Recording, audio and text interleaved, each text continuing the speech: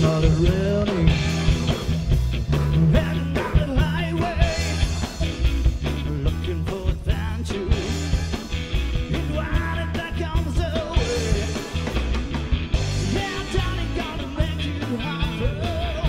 Takes a world in a love embrace. Fire all of the girls and won't say, exploding to space. Like a Joe, now you shine. We were born to be wild. We can climb so high, but never gonna die. Born to be wild. Born to be wild.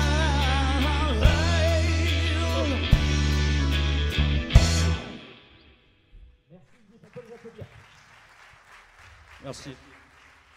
J'accueille Romain Bucher maintenant. Romain Bucher qui est du coup fondateur de silicon-valley.fr, qui va nous parler forcément de la Silicon Valley et d'un peu plus pendant 10 minutes, et on pourra te retrouver encore après en atelier. Avec Allez, plaisir, à toi merci Romain. beaucoup. Donc enchanté à tous, enchanté. Donc Romain, cofondateur et dirigeant de silicon-valley.fr. Donc chez silicon-valley.fr, qu'est-ce qu'on fait? En fait, on organise des learning expeditions pour dirigeants français, notamment et principalement à San Francisco, d'où la photo du Golden Gate qui est juste derrière moi, et également à New York, plus pour un aspect retail, concept store et marketing communication, et prochainement au CES de Vegas, donc le Consumer Electronics Show, et au ANRF, qui est le salon mondial du retail, qui a lieu également à New York tous les ans. Ça va pas être le beau bouton, ça va être celui-ci. En fait, on est parti d'une problématique assez simple. Aujourd'hui, en tant que dirigeant, et c'est ce que disait juste à l'instant Michel-Édouard Leclerc, on est sur des marchés, qu'importe notre marché, qui vont de plus en plus vite et qui sont de plus en plus concurrentiels. Et il est donc très important, en tant que dirigeant, d'innover, de s'inspirer, parce qu'on, pour reprendre la citation, aujourd'hui, il y a beaucoup de mois de pompiers, donc il est temps de virer, il est temps de pivoter dans toutes nos entreprises. Et justement, pour pouvoir innover, il y a une solution toute simple qui est la Learning Expedition. Donc la Learning Expedition, c'est du voyage professionnel en immersion. En fait, on est vainqueur en sortant de notre bureau, parce qu'il est important de sortir de son écosystème et de son confort habituel. Et on va rencontrer des entrepreneurs d'autres horizons. Et nous, on a choisi la Silicon Valley pour 3 raisons. La première, c'est que c'est la capitale mondiale du digital. Et demain, comme on le disait à l'instant, le monde sera digital. C'est à peu près entre 20 et 25 000 entreprises dans la Silicon Valley à San Francisco qui sont uniquement dans la tech. Et c'est à peu près plus de 25% des salariés qui sont directement embauchés par une de ces entreprises. La deuxième raison, c'est que c'est aussi la capitale mondiale dans l'entrepreneuriat. Si on mettait à part l'activité, l'économie de la Silicon Valley, ça en ferait la 21e puissance mondiale. Ça se situerait à peu près entre la Suisse et la Suède. Donc ça montre vraiment le poids économique qu'a cette région si unique au monde. Et enfin, troisième raison, c'est aussi la capitale mondiale de l'innovation. C'est à peu près 7% des brevets qui sont déposés dans le monde uniquement dans la Silicon Valley. C'est juste 3 fois plus qu'en France.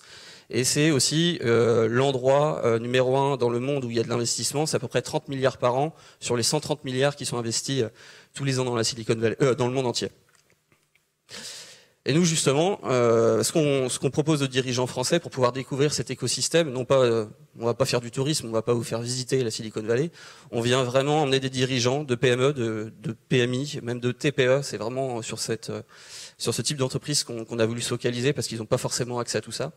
On a créé un programme de 5 jours francophone parce qu'on voulait vraiment pas qu'il y ait de barrière de langue parce que chaque mot est hyper important. On organise 2 types de voyages, les sessions privées et les sessions ouvertes. En fait, les sessions ouvertes, c'est très simple. Des dirigeants vont sur notre site, ils regardent les dates à laquelle on va partir en Silicon Valley et ils s'inscrivent sur la session où ils sont disponibles. On est sur des groupes entre 10 et 15 personnes. Et sinon, on fait aussi de plus en plus des groupes privés qui sont souvent organisés par des clubs entrepreneurs, comme le réseau Entreprendre, le CJD ou encore l'APM, pour ne citer que.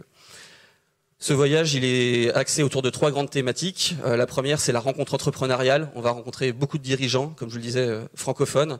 On va voir par exemple des gens comme Grégory Renard, qui est un spécialiste de l'intelligence artificielle, ou encore Carlos Diaz de Verifiners, qui est associé avec Pierre Goupil et avec Géraldine Lemaire, dans lequel on a également mis quelques participations.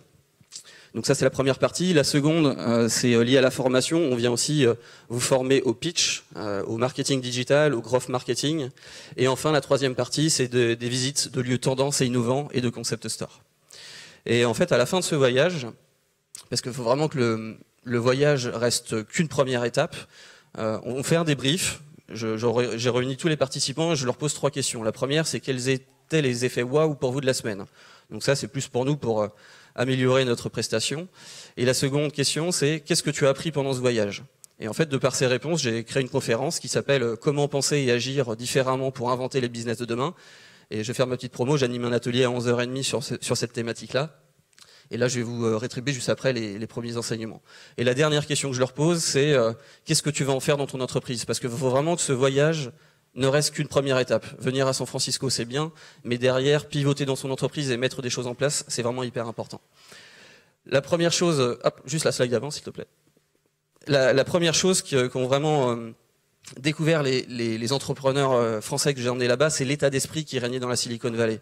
Et c'est pas forcément quelque chose qui est lié au lieu géographique, parce que plus de 53% des dirigeants de la Silicon Valley sont étrangers.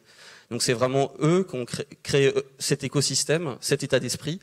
Bon, c'est pas forcément la bonne photo parce que là c'était une soirée networking, mais ça montre à peu près l'esprit convivial qui peut y régner. Mais la première chose, c'est le savoir-être. Ce qu'ils ont découvert chez les dirigeants et même chez les employés, c'est vraiment cette ambition de changer le monde. On n'est pas là forcément pour sauver le monde, mais vraiment sur cette idée de disruption. La seconde chose, et on en parlait juste avant, c'est l'acceptation de l'échec. C'est pas qu'un mythe, c'est vraiment quelque chose qu'on ressent très profondément là-bas, et c'est très impressionnant. Et d'ailleurs, les grands groupes aujourd'hui dans la Silicon Valley ne recrutent pas un DG qui a au moins échoué 4 fois.